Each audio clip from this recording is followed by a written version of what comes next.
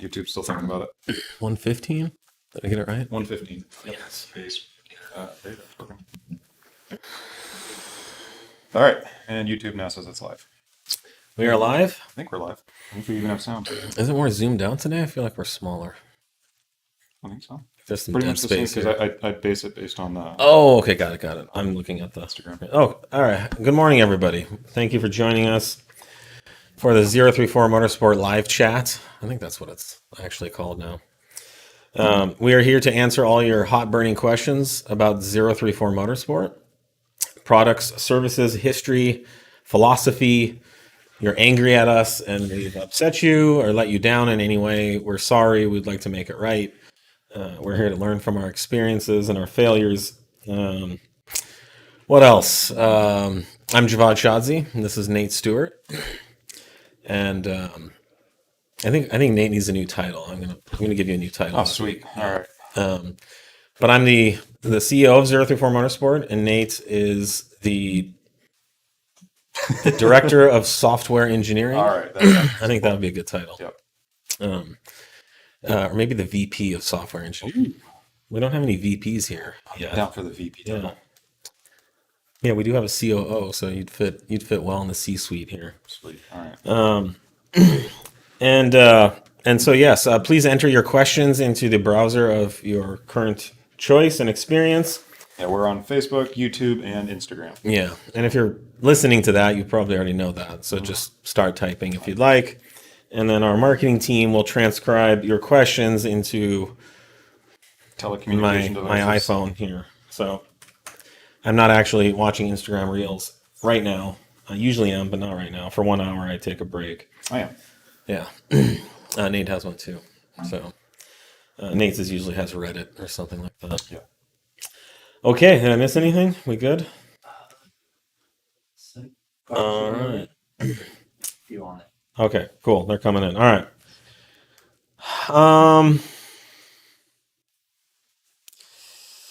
Are your MQB tunes compatible with fuels in Germany? Also, do you tune DQ381 for GTI TCR? On the website, it says DQ250 only. Thank you. Yep.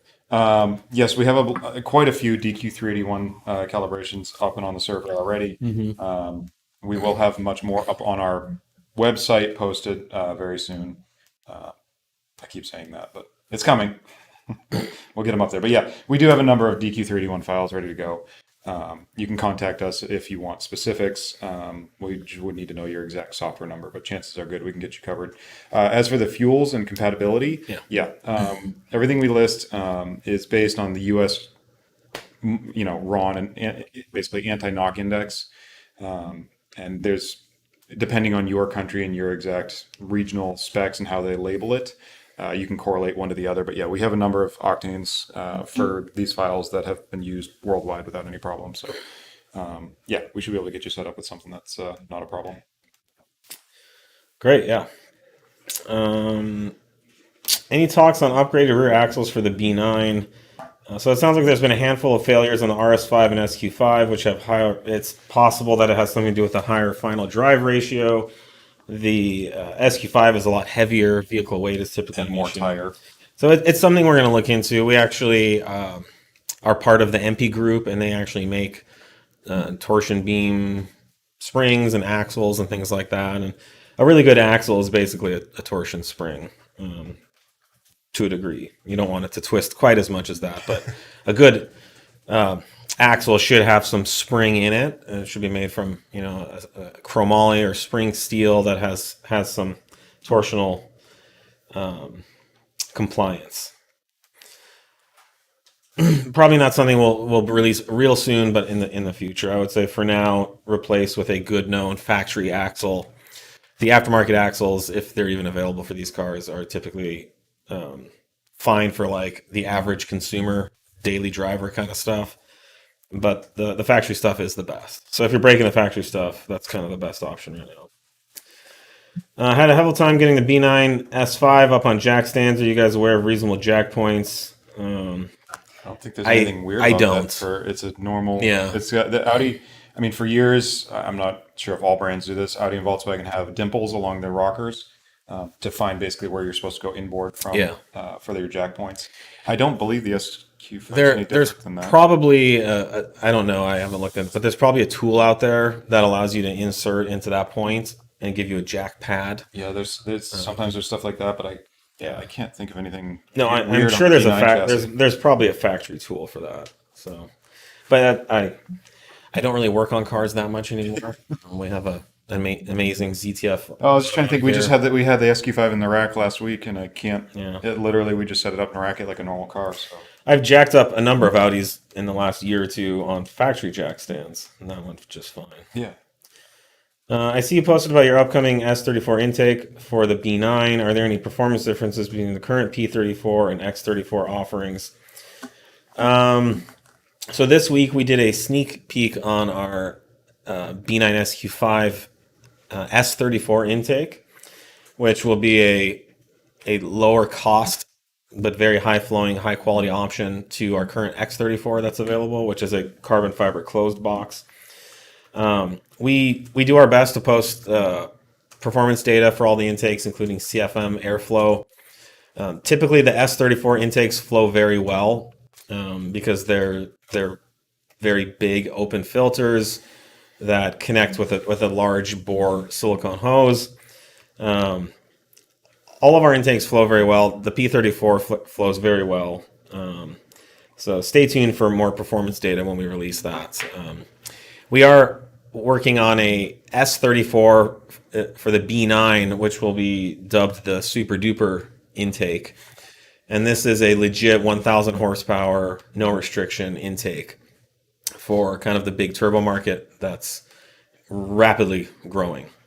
And so the idea here would be, TTE, whatever, up to 1,000 horsepower, zero restrictions, zero pressure drop.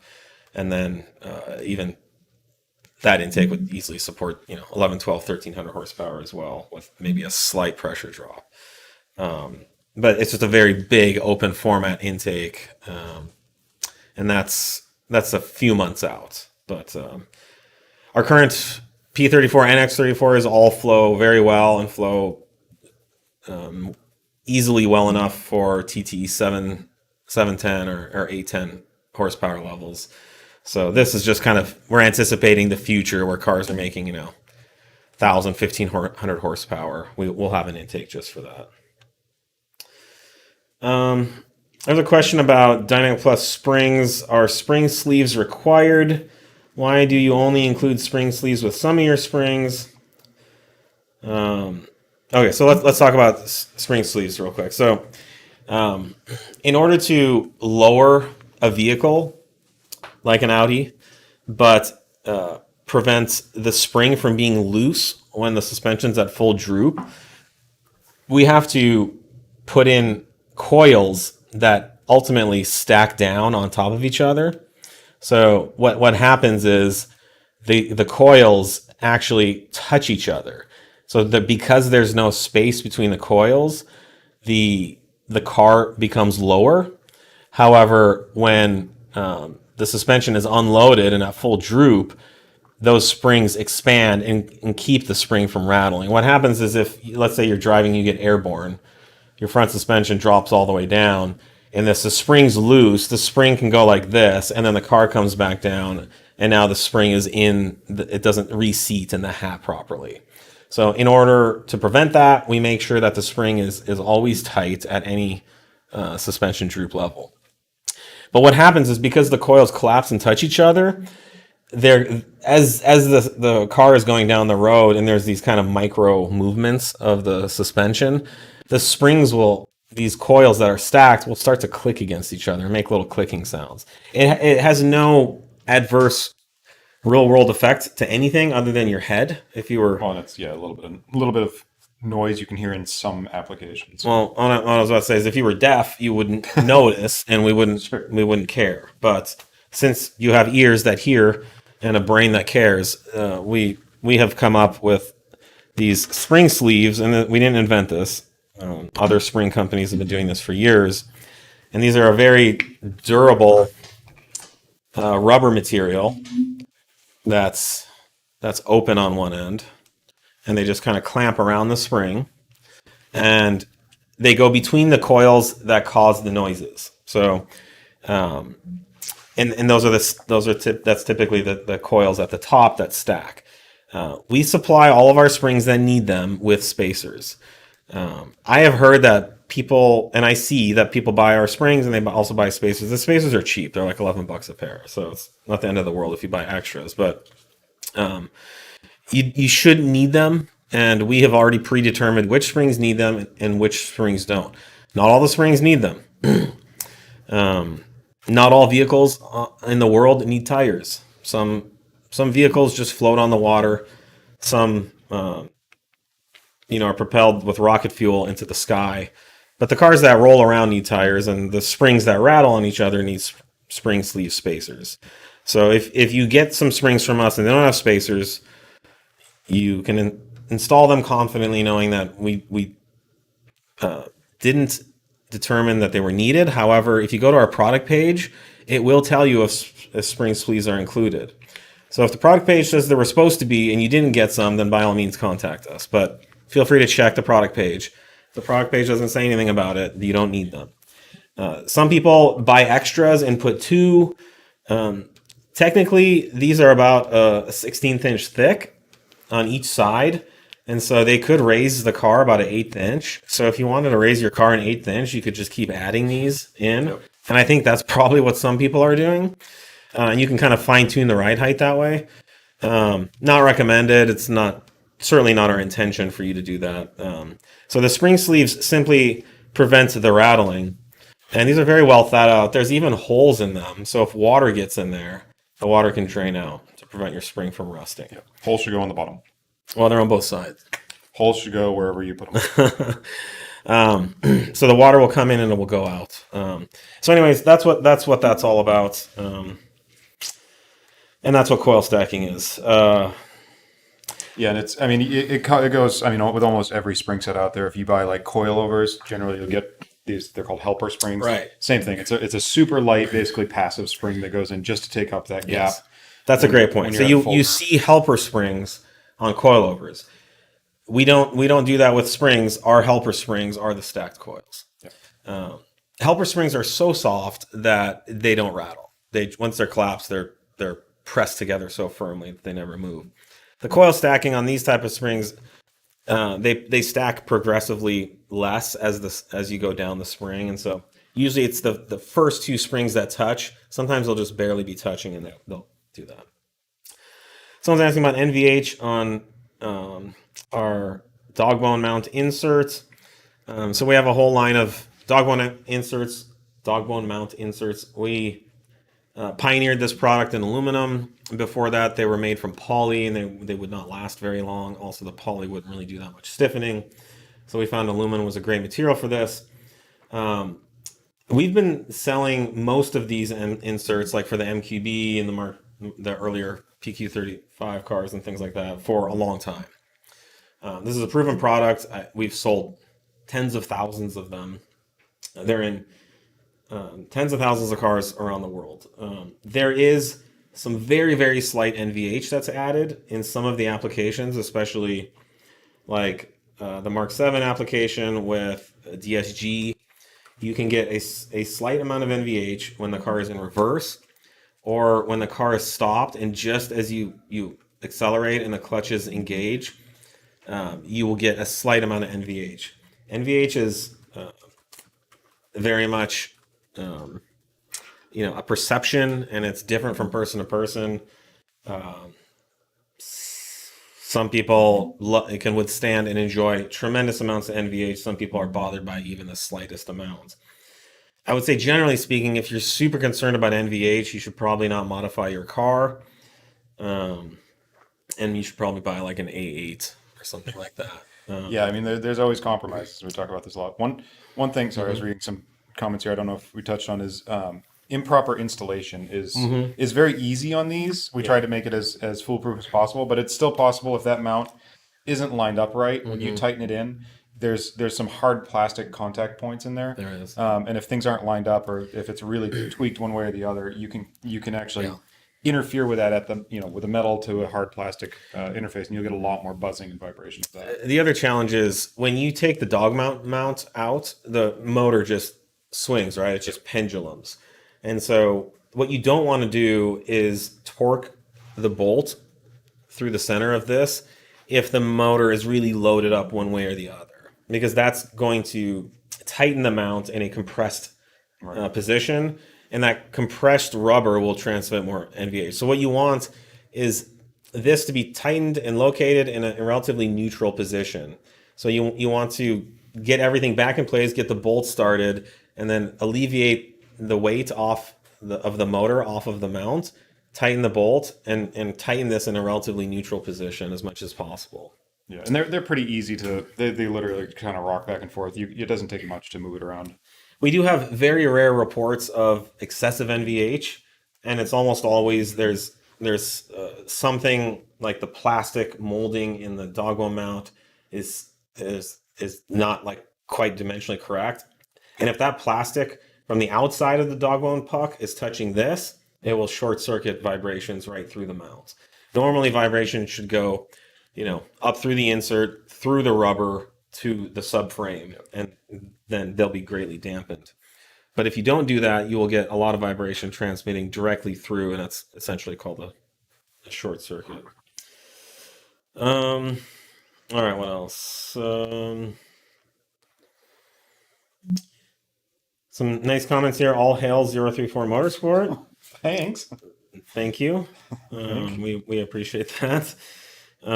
Best tuning company out there. Much love. Thank you very much. It means a lot to us. Let's see. We got a lot of questions here, guys. So. Will you guys be at BigSocal Euro? Yes, we will. We will be there. Will the X34 intake support the TTE A10? Yes, it will. You just will need one of our. You will need some type of inlet. The factory inlet is undersized. I think it will fit. It'll bolt up, yeah. It'll but bolt you're up. gonna have a huge step. You can run it like that. There'll be a big restriction right in front of the turbo. So we are imminently going to release two B9 3.0T intakes. One is a standard configuration, which bolts into the factory configuration. So that means it has the same OD, or so I guess it would be the ID. The ID is the same as the inlet of the factory one. So all the factory hoses will mount up to it. And then on the outlet side, which is the turbo side, we have various inlet adapters that will size the turbo inlet to either the factory turbo or a TT 710 or 810. I think it will only go up to 710. I'm not sure about 810. Then we have our super duper inlet coming out, which is a big bore all the way through. It has a much bigger inlet, so the factory hose will not fit. So we will sell all the parts to make it compatible. And then on the inlet, on the turbo inlet side, it can accommodate up to anything because it's just there's so much more material there. So you will need something like that. Either way, our X34 intake will be adaptable to any of those options, whether you have the standard factory bore or the big bore super duper version. Did you guys ever strap the Q7 to the dyno after the live stream the other week for us dads wanting the best motor safety for CREC engines? We got to get on that. We have not. Just to let you know how important prioritization is here, that I don't just go put my own stuff at the front of the line. I put your guys' needs first, and we are working on more pressing projects, but the CREC is something we will be doing. We will be doing Q7 tuning. You're welcome, because I really want it on my car. There was another question. I don't know if you saw it in here yet. Somebody's asking if we're going to have E85 for CREC. We are. We actually already have some development cars running it right now. Mm-hmm. So, yes. Yeah. Are you guys working with the Mark 8 GTI at all? Yeah, absolutely. Oh, yeah. We've been talking about it quite a bit on these live chats. If you go on our website, you can put in Mark 8 GTI. We have a whole product line. We're coming out with a lot more. Stay tuned. And I guess I'll mention that we are beginning this week to start tuning Mark 8 GTI as well. There's other tuners. Something happened in the world, and now Mark 8 GTI is tunable. Yes. And we are obviously all over that. So we have a Mark 8 GTI in-house, we have an AYS3 in-house, we have access to Golf Rs, and we will be releasing tuning for all that stuff. And of course, that's going to be the next big market. So, Yep.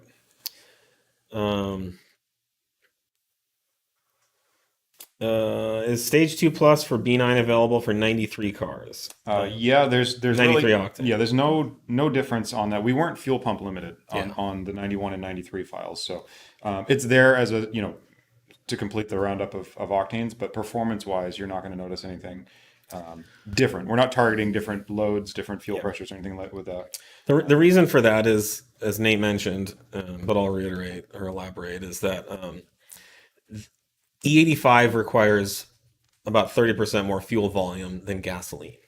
So on any gasoline files like 91 and 93, there is no gain from the high pressure fuel pump because there's plenty of fuel flow for what the turbo can produce. In these cases, we're not out In gasoline. Yeah, we're not out of pump. On E85, we were out of pump because there's that much more capacity required. So the opportunity to make more power with a high pressure fuel pump was pretty substantial.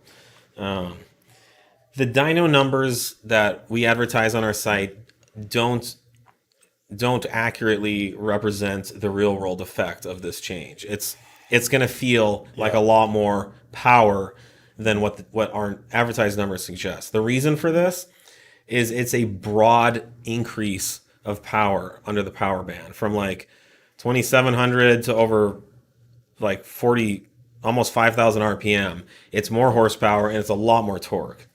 So the area under the curve is substantial, and when you mash the pedal, what you feel is area under the curve. You don't feel instantaneous power. So let's say we released a file, and it's let's just say it's 400 foot-pounds of torque from 2,000 RPM to 5,000 RPM. And let's say we release a new file, an updated file, and it's 400 foot-pounds of torque, but between 4,100 RPM and 4,200 RPM, torque goes to 700 foot-pounds. You wouldn't feel it. We could advertise that it's a 300 foot-pound increase in torque, but the motor would go through that RPM point so fast, which would basically on a graph, it would be considered a high Q anomaly. Spike. It would just be a spike that would probably get smoothed out by any kind of reasonable smoothing. And so you're not even going to feel it. But if you can add another 20, 30 foot-pounds of torque across that same, band, it's going to be substantially faster than that 300 horsepower high Q peak. So I think some of our customers will start posting acceleration times, and some have. They're running a lot fast. Someone last night ran an 11.3. 11.2. I think he said he could run an 11.2. Oh, was that what it was? Okay. I mean, yeah, that's a tenth of a second. Yes. But and I think he's down like 2-3 tenths of a second over what he was running before. So, and we've driven it. It's faster. It's just a lot. You get a lot of power under the curve, and as long as you're shifting at a reasonable time, you're gonna really feel that.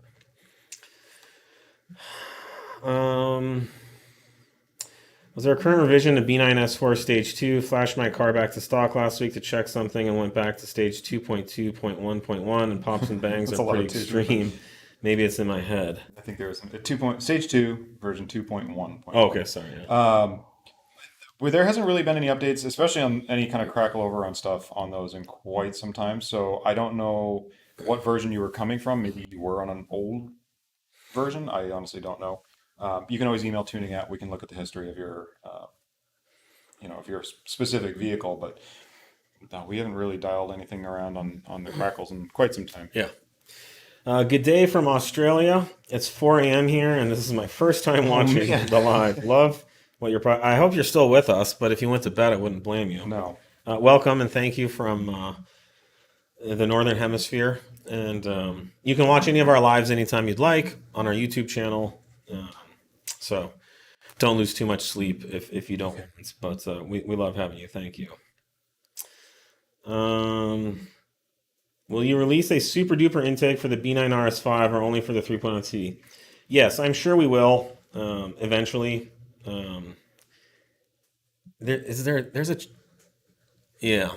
we're talking about it. Our goal is to get the S401 out right away. Like I said, our current X34 or P34 flow plenty for the TT710. But we anticipate a lot more tuning activity around the S4 platform, so that's what we're doing at first. Solutions to provide more fueling for the B9 3.0T hybrid turbo. I'm sure the Pure 750 and A10 can use some more fueling headroom. We don't know yet. We will. I mean, we know stuff, but we haven't said yet if that's the problem, if there is an issue. That's an interesting question. I mean, I think bigger injectors will be the first line of attack there. Well, it's just that's the easiest step.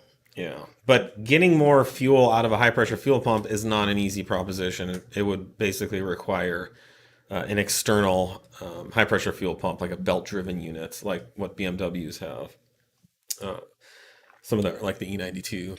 Yep. Yeah. There's a lot of challenges in going. You can't just keep going bigger on these high pressure pumps either. You get to a point where there's metering valves and things in the pump, and if you go to a piston that even if you can go to a bigger piston inside the assembly, you may not be able to then control the fuel pressure, with the piston that's in there. And then it also does put different loads and forces on the cams. So yeah, there's a lot to consider with those than just going bigger. What kind of coffee do we drink? Motorized? It's motorized, yeah. Yeah, so we buy our coffee from Motorized. What is their website? Motorizedcoffee.com. There you go. Motorizedcoffee.com. I'm not a coffee snob. I like really strong dark coffee with some type of milk in it.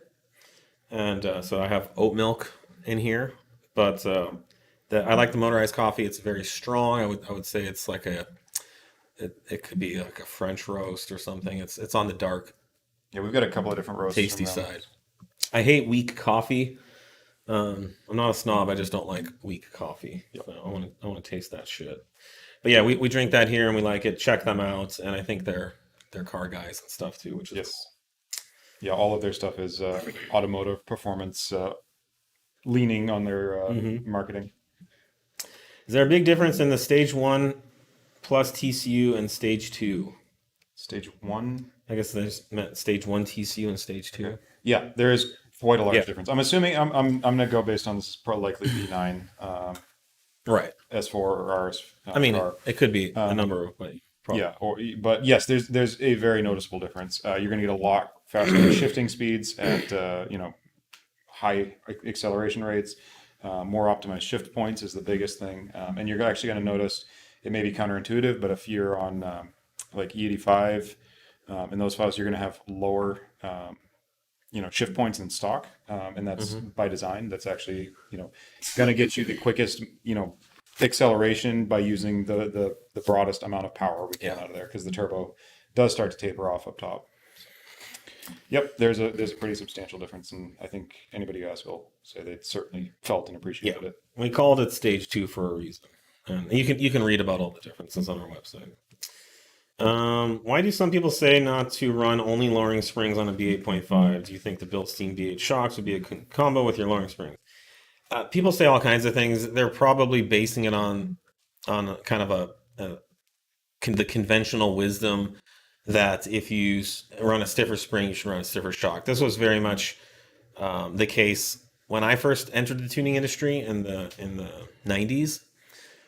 Factory Volkswagens and Audis came with really soft, very compliant suspensions, and typically were quite high. So like a Mark III Volkswagen Jetta, you could lower it like 2 inches, and stock they rode like Cadillacs. Yeah, they were boats.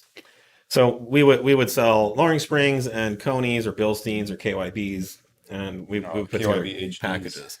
In some cases, customers would just do springs, and the cars would ride and handle very bad. When I got a 986 turbo in 2009, I didn't want to mess with it too much. Ironic, I know. And so I just put some Eibach lowering springs on it, and the car was literally dangerous to drive. It was frightening. And I immediately took them off and put some KW variant 3s on it, which were great. The difference why this is not true and why you shouldn't take that advice from a 034 perspective is we engineer these lowering springs to work with the factory dampers.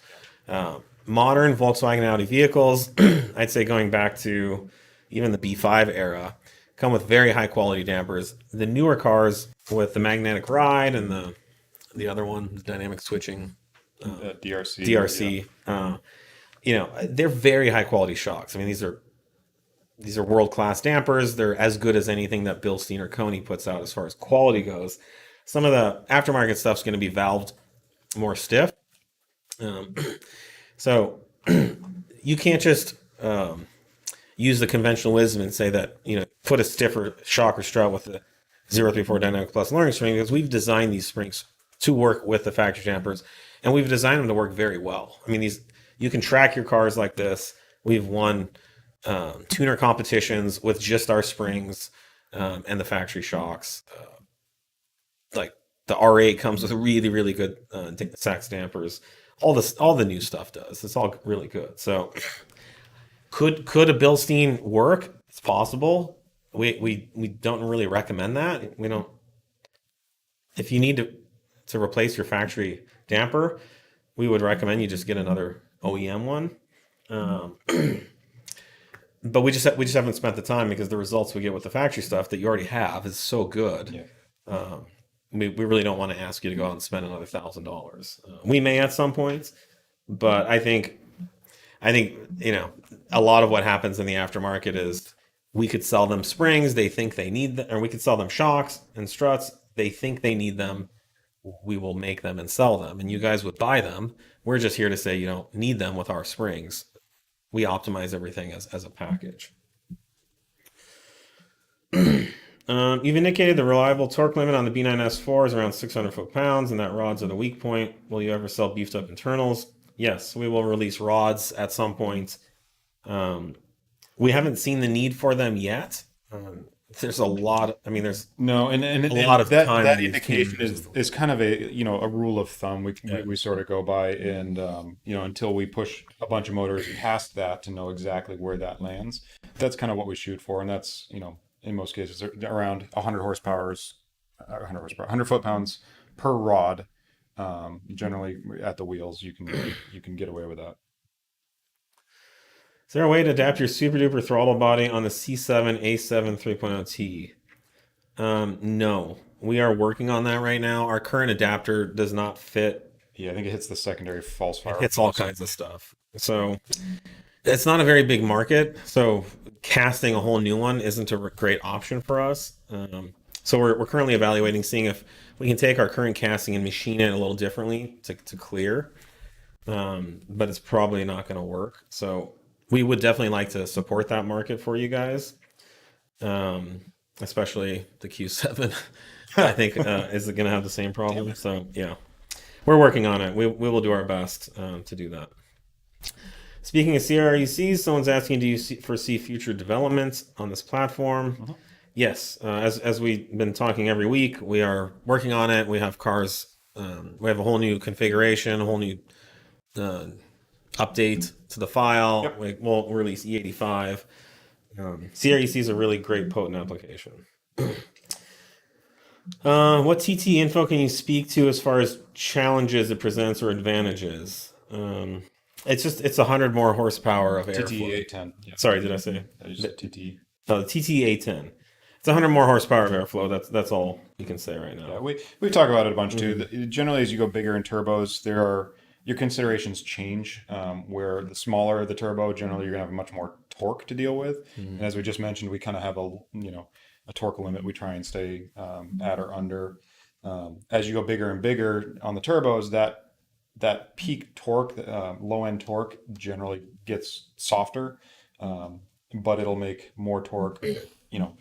Higher in the rev range, it's where your power is going to come from. So there's just some different considerations, but yeah, we don't have anything specifically that I'm too concerned about on the 810. Any CREC intakes coming out for the A6 C7.5? We are working on a C7 S34 that will be out at some point. We're currently just finishing up the engineering on I noticed your Stage 1 EA837 file has more horsepower than a competitor's but less peak torque. How does this work, and why is it not possible to get the best of both? That's comparing dynos. It's going to be It's tough. fraught with, I don't know, misinformation you could say or something. I don't know, not misinformation, but it's almost impossible to correlate one dyno to another. You need to really take what they measured before, what they measured after on that specific car. There's a number of issues. So one, every dyno reads a little differently. So we have a certain type of brand and specification of dyno here at our facility that we use for generating these advertised numbers.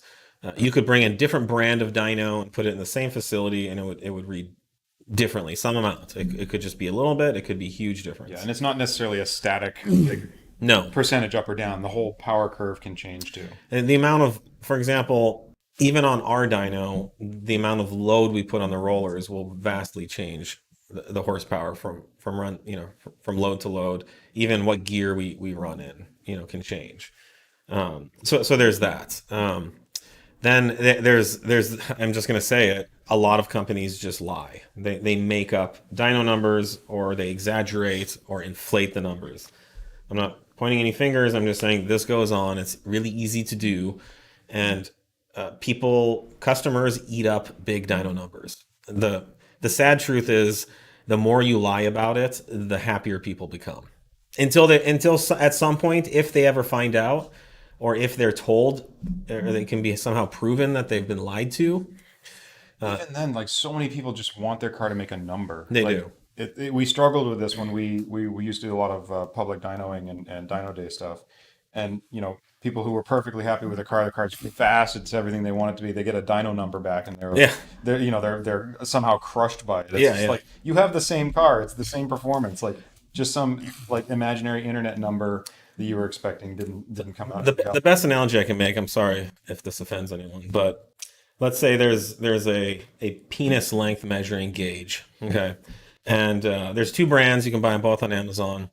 And unbeknownst to anybody, the one company just adds a half an inch, okay? Now, all the people that measure, with the exaggerated one, let's say they thought they were 6 inches long, and they find out they're 6.5 inches. Oh, it's Wednesday, and I just found out my dick's a half inch longer than it was yesterday. This is a great day. This could be the best day of my life. And those people will be very happy with that false information until somehow someone comes along and says, look, here's 6 inches. This is not 6 inches on this gauge. And then even then, half the people will argue vehemently, no, my dick is actually 6.5 inches. You will not be able to convince them. We even see this in the broader society with facts, that people just blatantly deny plainly provable facts. Yeah, they want to fit a narrative that they've already formed. So if you want to create and sell the most popular penis length gauge on the market, make it exaggerate. And this is the same thing with dynos. Okay, I'm not saying that's what's happening here. I don't know who you're talking about or what, but we have seen this time and time again, where we're like, there's no possible way a car can make that much power at that point in the RPM band, and the customers are eating it up. Well, yeah, and this comes across the board. First, I want to answer your question: why can't you have both? We feel we've gotten the most power out of that calibration across the power band, so we don't feel we're leaving anything on the table. We have now the top 3 or 4. That's the thing. We prove it with the drag racing. So I mean, you're not going to get, more on the table that we're just not calibrating for. The best advice I could give, we'll leave it at this, is please do not go around comparing dyno charts and advertised power numbers from one tune or the other to determine which tune is better. You are not getting an accurate, clear, real world, factual view of what you're buying or getting if that's your only perspective. Okay, so you can take all the dyno, you can take all the B9 Stage 1 3.0 T tunes on the market, and you can put them all on the screen and look at all the dyno charts, and you can pick the one that looks the highest, and you are not necessarily going to get the best tune. That has very little to do with what the best tune is or the fastest tune, because we are all, us tuners, I'll put it as I'll give everyone the benefit of the doubt. We are all trying to express a very specific unit of measure with measuring devices that are very imperfect.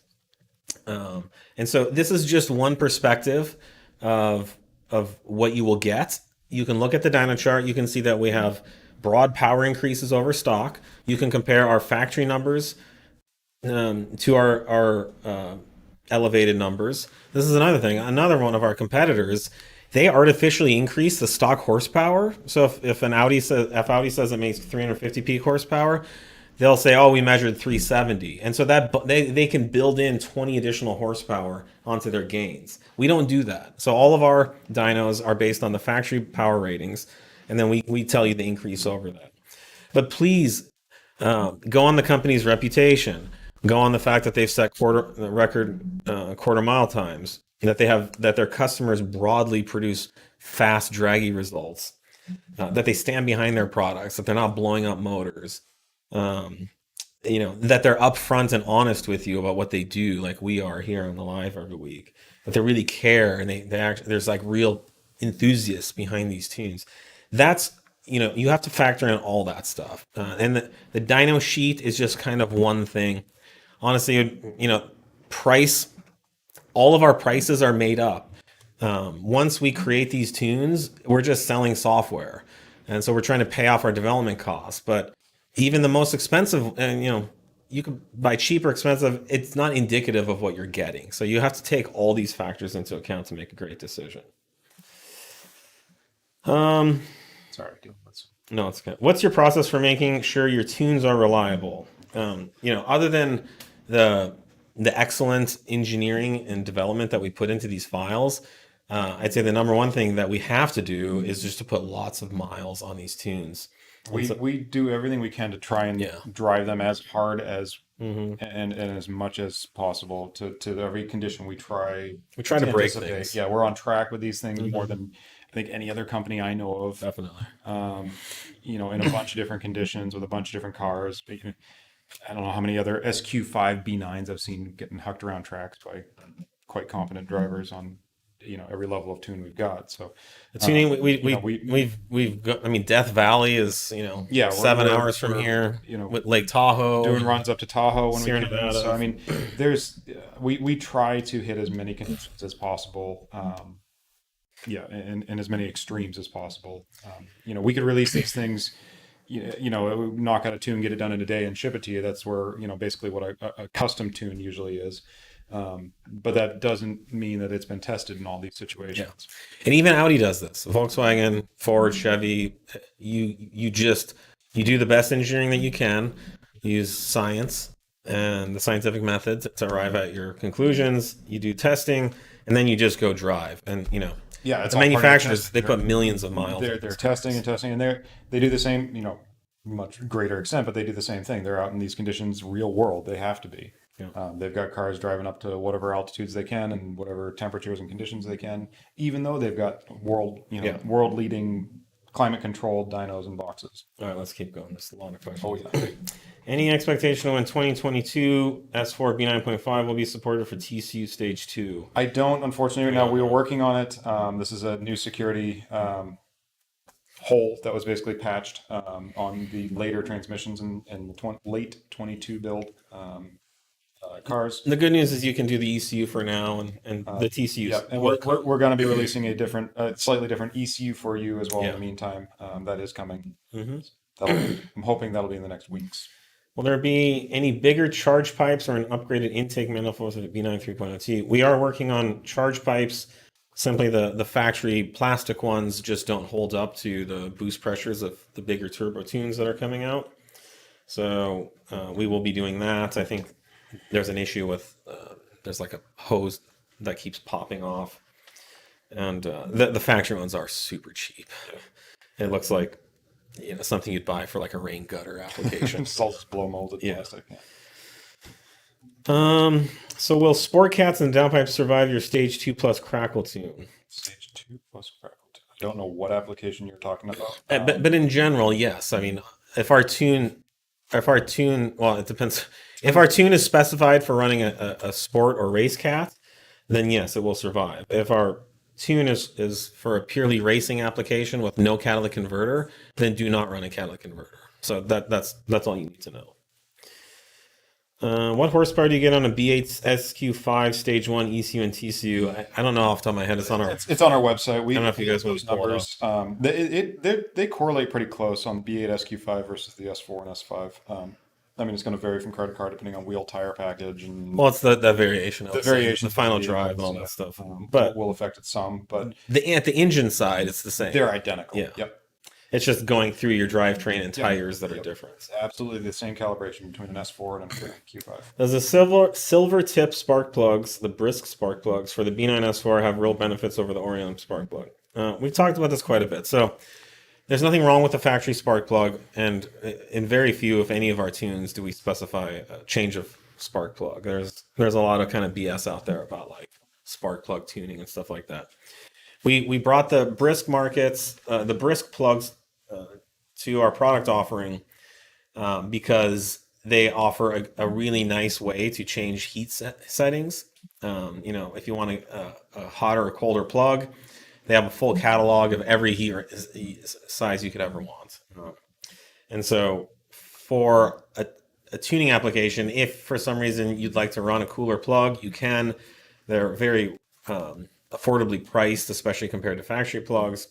And they have this nice feature that the electrode is made from silver, and silver melts relatively easily. And so if you're experiencing some issue with your combustion where your EGTs are higher than they should be, instead of melting a piston or a valve or something like that, the spark plug electrode will simply melt, and you'll end up getting some misfires or a dead cylinder, but you won't be stranded. And more importantly, you won't damage your engine.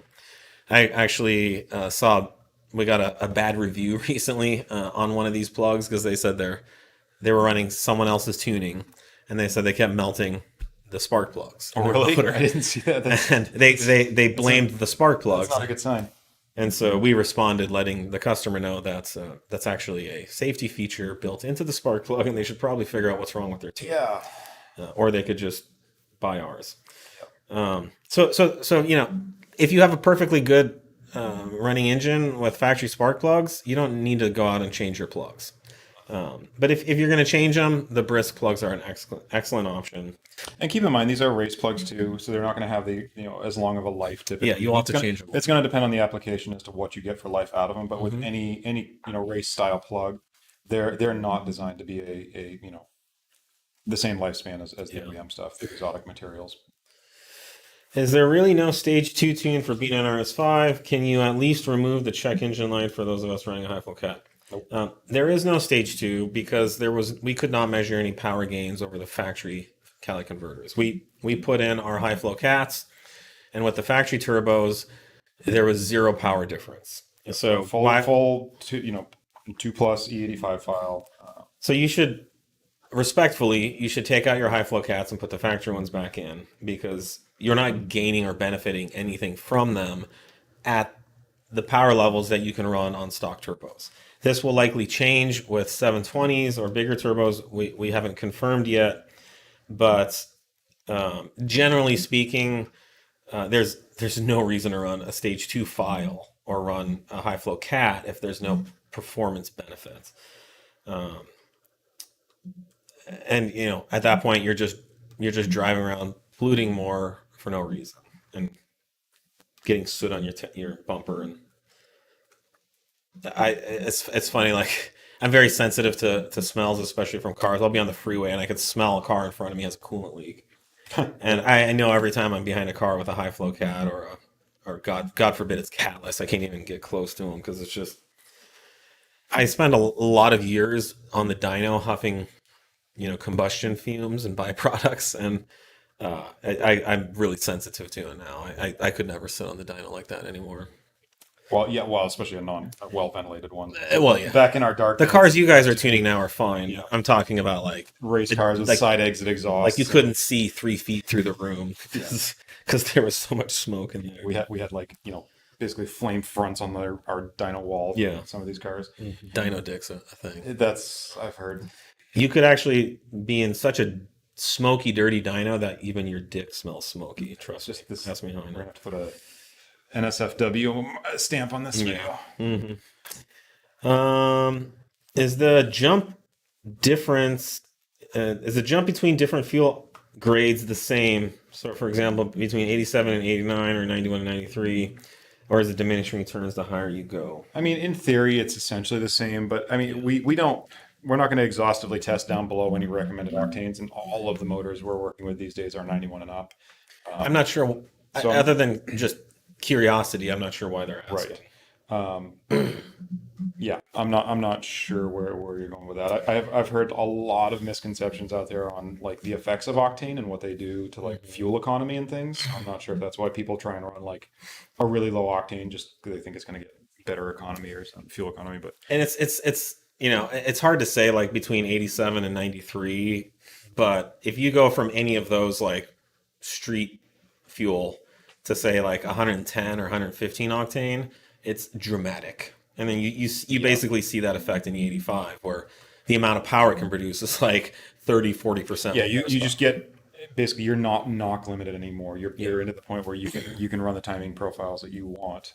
Almost like normally aspirated timing on Right. heavily boosted motor. Right. Yeah, triple the atmosphere in there. Yeah, but that's due to the stability of the fuel and the fact that the fuel will combust when it's ignited or when combustion begins to propagate, and it just won't randomly explode whenever. Yeah, because it doesn't pre-ignite nearly as easily, and its flame front is much more control. Or Yeah. it's a slower, more less volatile flame front.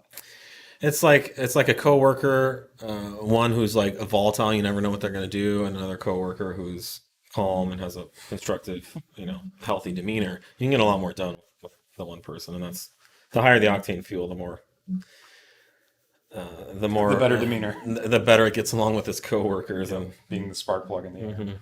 it's more of a team player. Yeah. Let's put it that way. It doesn't just want to blow itself up as fast as it can. From a performance standpoint, which is better, DSG or ZF8? Yes.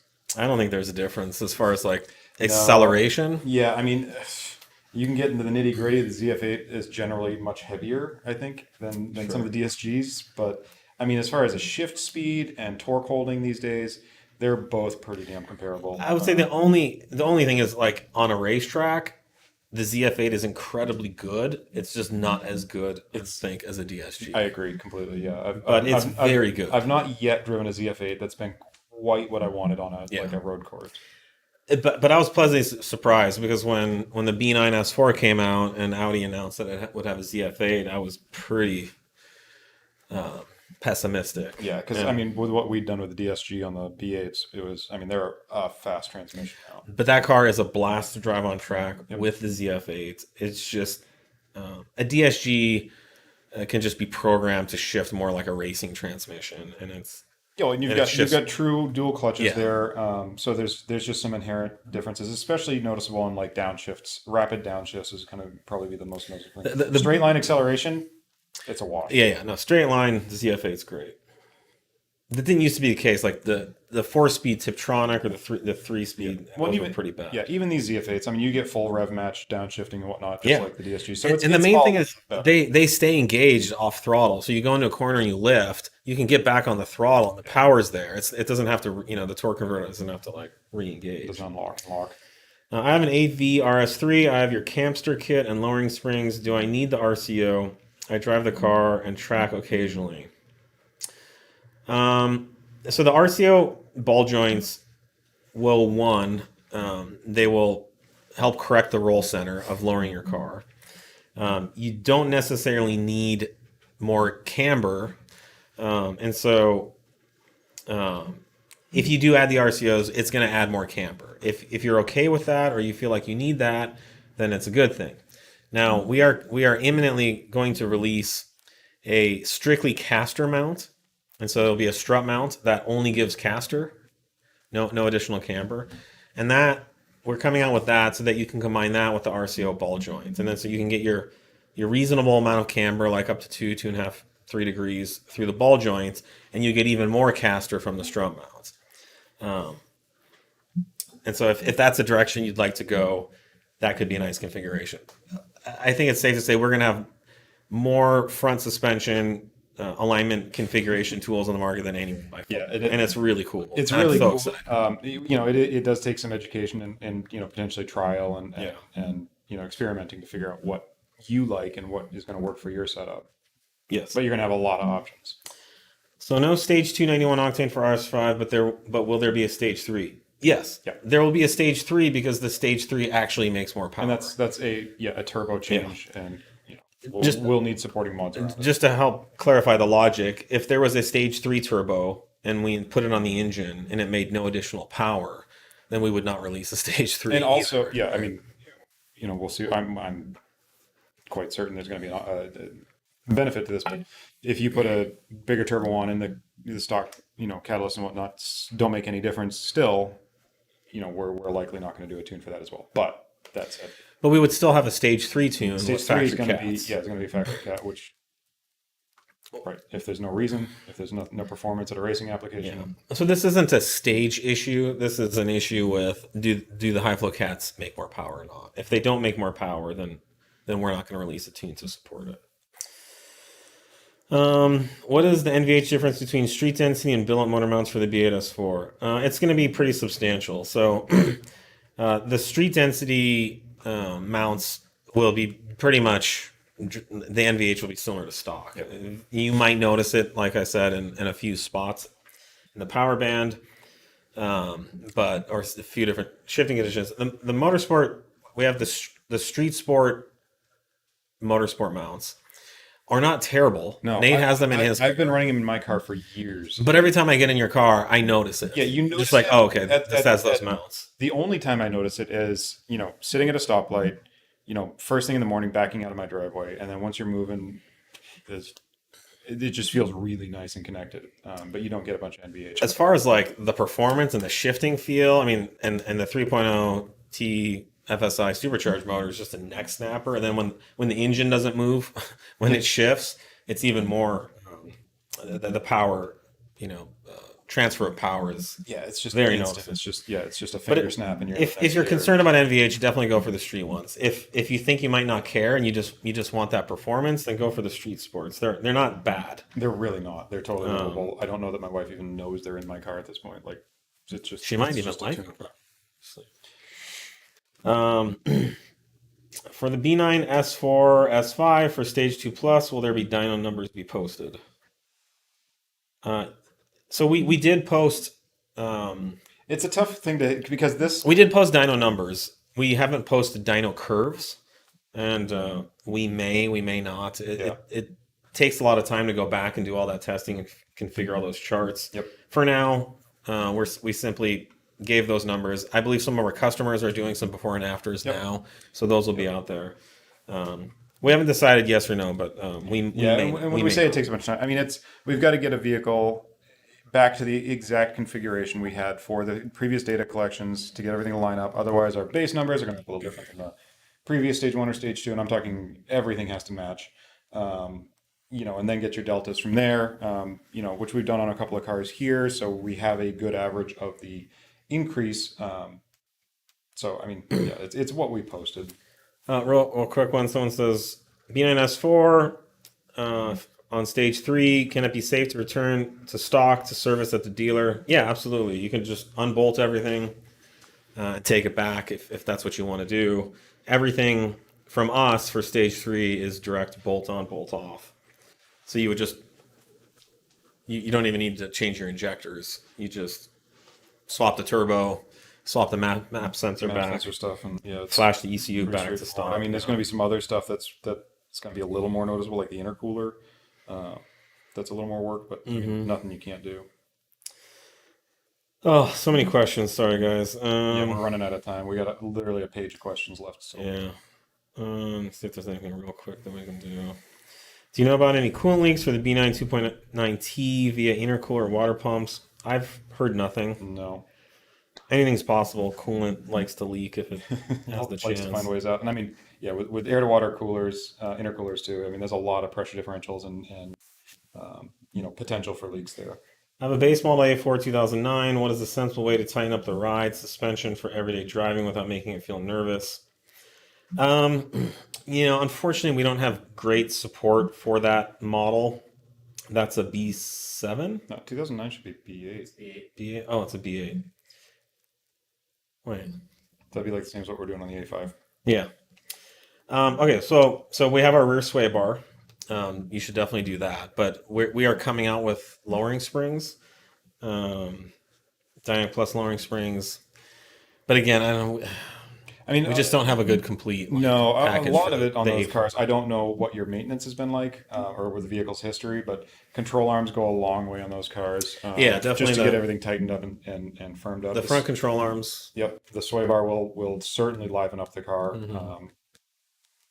Yeah, the rear sway bar, and then if you want to add some camber to the front, but you really want to lower the car about an inch. It needs to be lowered. Inch and a quarter or so. We are coming out with A5 springs, but we're not currently working on A4 springs right now. That's going back pretty far for us at this point. Yep. So, all right, I think we are out of time. So thank you for joining us once again. Really appreciate it. And I guess we'll see you guys next week. I will not be here. We'll have to talk about that. So I'm I won't either. okay. We So might have maybe to not skip. next week. We might have to Sorry, skip guys. next week or do it later in the week. Yeah, it'd be towards the end of the week. Yeah, we could do Wednesday. Or when are you back? I think I'm back Thursday. Okay. So we'll talk about it. All right. Thanks, guys. Keep you Cheers. posted.